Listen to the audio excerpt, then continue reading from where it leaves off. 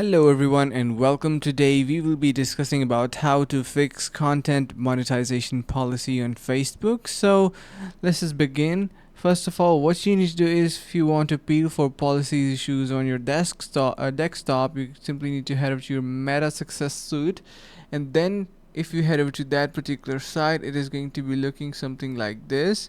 You need to head over to that, and then you need to click on monetization. So you can see you need to click on monetization, then click on policy issues and select the page or group you want to appeal.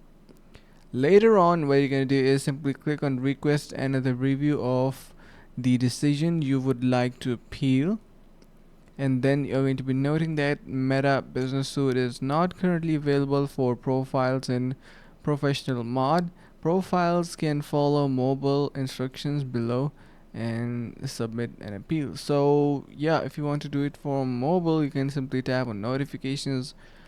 On the policy issues page, you will have restricted monetization alert with the option to request um, review, and apparently it is going to be going through the request section and going to be filing your request. So you can fix it apparently by simply filing your issue, and I hope you are going to be getting your response in 12 to 24 hours, and that's possibly going to be fixing your monetization policy on Facebook. I hope this is going to be helping you guys out.